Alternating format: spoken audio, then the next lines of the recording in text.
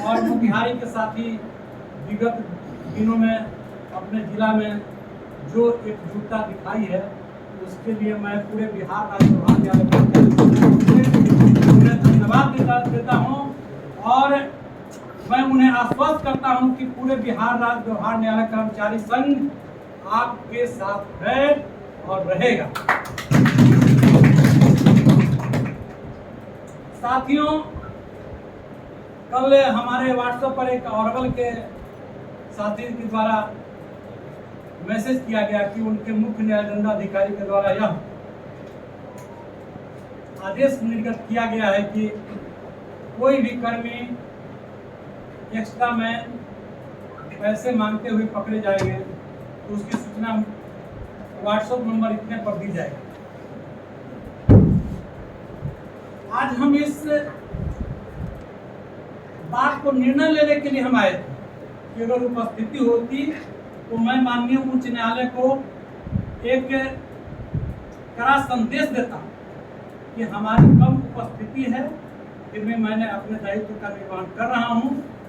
इसलिए मैं आज की सभा में यह निर्णय लिया हूं कि मेरे कर्मचारी समय से आएंगे, समय से जाएंगे, अवकाश के दिनों में न कोई रिमांड करेंगे और कुछ साथियों के द्वारा कहा कि लोक अदालत का विरोध करेंगे। मैं अवकाश के दिनों में आऊंगा ही नहीं तो लोक अदालत का स्वतः विरोध हो जाएगा। मेरे पास एक ट्यूशन भी था कि मैं न्यायालय कार्य अवधि के पश्चात अगर कोई कार्य करता हूं, अगर कोई अप्रिय घटना घटती है तो उसकी दायित्व कौन लेगा। मैं जब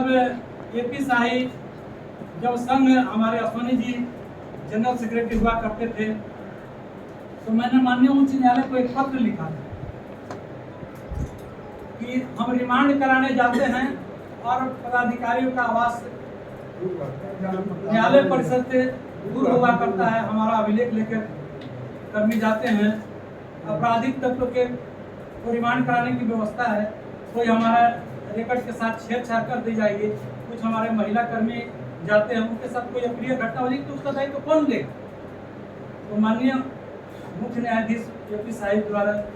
यह पत्र निर्गत किया गया था कि जिला जज यह व्यवस्था बनाएंगे कि न्यायालय परिसर में रिमांड होगी। आज संभवतः सभी जिला में यह व्यवस्था लागू है। उसी तरह से मैं आज एक पत्र इस मीटिंग में यह निर्णय लेता कि हमारा कर्मचारी 5:30 बजे या 5 बजे जो भी समय निर्धारित होता है उतना बजे के पास न्यायालय में नहीं रहे। उसका मैं एक्सक्यूशन दूसरा नहीं करता, मेरा एक्सक्यूशन यह रहता कि चूंकि न्यायालय अवधि के बाद कोई भी न्यायालय में प्रिय घटना घटती है तो उसका सारा दायित्व हम पर आएगा। पीठासीन पदाधिकारी तो रहेंगे नहीं, पीठासीन पदाधिकारी तो हाथ याद रहेंगे न्यायालय अवधि के बाद अब न्यायालय खोल के रखे कैसे क्यों थे न्यायालय में। तो अगर यह सदन का निर्णय होता तो मैं आज यह पत्र माननीय उच्च न्यायालय को भेजता। और दूसरा मेरा यह मंतव्य था कि अगर हम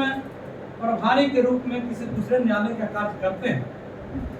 तो उसके एवज में जैसे न्यायिक पदाधिकारियों को 20% एक्स्ट्रा वेतनमान दी जाती है तो हमें भी दी जाए, अन्यथा जो है मैं प्रभारी के रूप में क्यों काम करूँ, एक ही पद पर काम करूँगा। जहाँ तक आदेश फलक लिखने की बात है, मैं तिथि का निर्धारण स्वयं क्यों करेगा, जुडिशियल ऑर्डर में हस्तक्षेप क्यों करेगा, या तो डेट का निर्धारण करना पदाधिकारी का काम है। तो मैं इसमें कभी तो यह निर्णय तब होता कि जब हमारी उपस्थिति रहती, हमारी उपस्थिति है। और हमारे कुछ साथी करें हड़ताल कर दीजिए, हड़ताल ही समस्या नहीं है, समस्या का दूसरा भी स्वरूप है जिसको अगर हम लोग अपना लें तो हो सकता है कि हमारे